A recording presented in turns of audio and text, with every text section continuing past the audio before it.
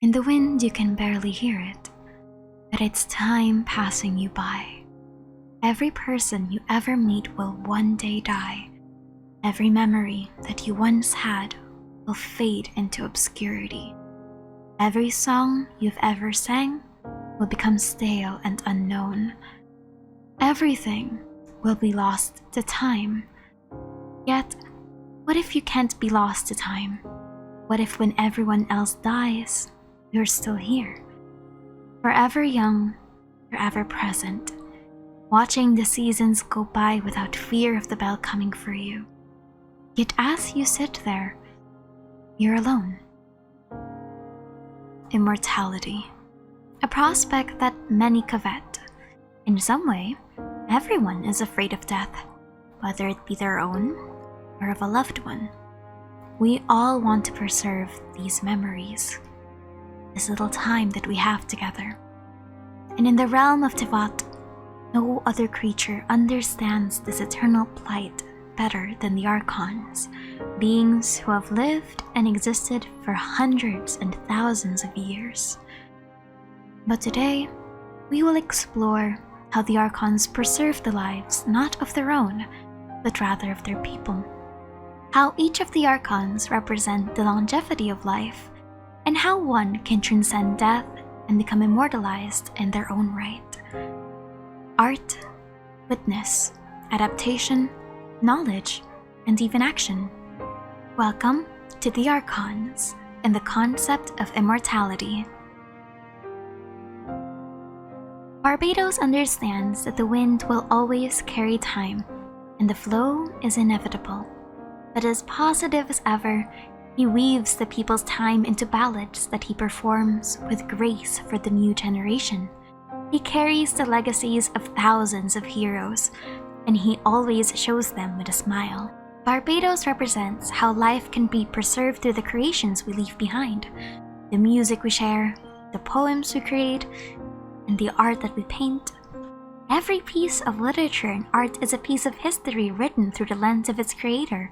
Barbados emphasizes that art can transcend time, where generations long into the future can appreciate this moment of history painted on a canvas or weaved into song. Art is a memory created by a human, and that person's emotions, thoughts, and interpretation will outlive them through their work. Our deeper thoughts can be poured into how we create things, the choice of our words, how we envision something. Maybe in just a small way, we can find them in the art we create. Human creativity will never be replicated by objectivity, that spark of life that we humans possess. But Barbados also emphasizes how people can live through song. Heroes of the past will be remembered continuously sung of their glory, and it's important to remember these people as righteous or brave or amazing. Barbados' immortality shows us the more glorified aspects of history, where humanity is remembered for their best versions in the best possible way.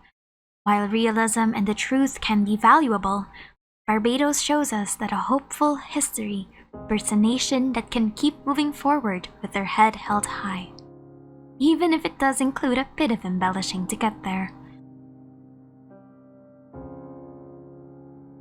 Morax represents immortality through witnesses, where your essence and the stories you leave behind are only valuable if there is a person left to tell them. Morax stands as the eternal witness of Liyue, one who has seen the falls and flights of humanity throughout history. The god of Geo holds a myriad of knowledge, not because of his intelligence, but because of his experience. Morax preserves the legacy of Liyue by being a living vessel, that if someone in this world exists to remember you, you still exist. That is one of the scarier realities in our life. What happens when the last person in the world that remembers you dies? Where your small circle has faded away in the vastness of the world. Sure, you can leave behind your creations, but one day everyone that knows you as a person and not as your work will one day die. And that is the immortality Morax represents. His memory is his pride, and he will go about his days recalling the histories of his friends and allies. And that is what he tells the Traveler. The Traveler will continue to be a witness to not just Liyue, but also to everything in Tivat. A personal record, someone that knows the people, not what they left behind. Liyue will live on as the Traveler goes to many distant worlds in the star map, remembering the tales of Liyue for maybe eons to come. And with them, Liyue will always live on. Liyue and its authentic nature and culture will have been witnessed by another being, and maybe even more as the Traveler recounts their tale, so that even if the Liyuans and everything they did, said, and created will one day fade away from Tivat, they will live on forever. Morax reminds us of the importance of meeting other people, listening to their stories, and sharing your own, because as we appreciate the memory of others, they will forever live in our hearts.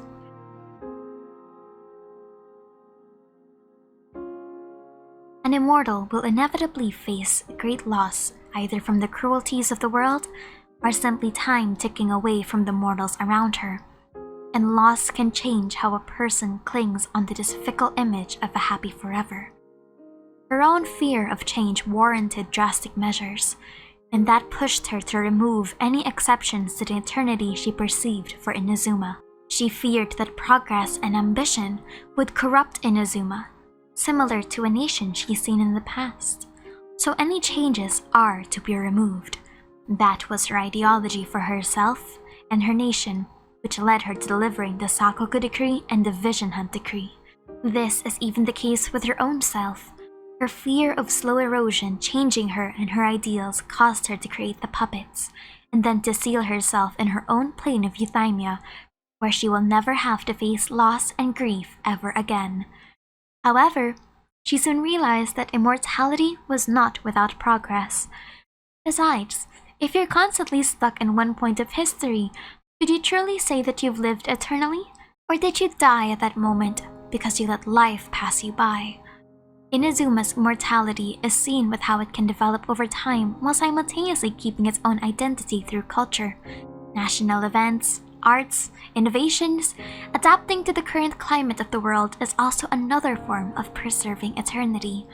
Change is inevitable, but at the heart of it all, the fact that Inazuma can adapt to the world's constant shifting while still holding on to their own character as a nation should be indicative enough that Inazuma will be forever.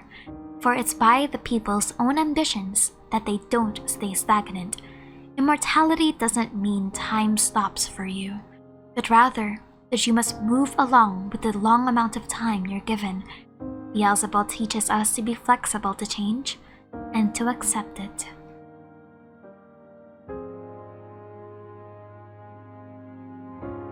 Buer and Sumeru's immortality lies in their knowledge, in that while everything else fades away, a person's thoughts, perceptions, and truths will never disappear. Rather, they will live on as that piece of knowledge continues to spread across the land. Scientific researches, or even the newer generations, will simply expand upon them, or books that can depict decades or centuries worth of events can outlive the people they're about. Schools and the academia are capsules of history, and with each new discovery and tactic, humans can learn more about the world. But Buer also emphasizes the importance of records, where cognitive knowledge alone bears no immortality if it can't be written, drawn, or reinterpreted. Buer's creativity and wonder represents how knowledge is passed on in different media. It can be through objective rationale with a structuralist approach, unchanged as hard data or facts, or it can be through qualitative measures, where people constantly add on modern interpretations to a pre-existing database. Buer shows us that it's not only knowledge that outlives us, but how people apply that knowledge in their everyday lives. Inventions, improvements, innovations. Knowledge is a cycle of discovery and application, an eternal cycle. And those mechanisms will forever immortalize human ingenuity and resourcefulness, because Buer reminds us that all forms of knowledge are ways of living on beyond death. The only thing permanent that a person leaves behind is the change they've done upon this world. That is Novelette and Verina's immortality. The actions, gestures, and words that we tell a person will forever cause a chain of events, like a ripple in a massive ocean or a river branching out into the sea. At first, change and immortality shouldn't go together, but that's not the case. How a person treats us will show in how that person's legacy can be remembered for years to come, and that their actions can touch the hearts of the many. One person's verdict or another person's sacrifice can shake even the most solid of foundations. A person is only ever truly immortalized in this world if they actively do something with the time they're given. Did a person ever truly live if they've never challenged anything?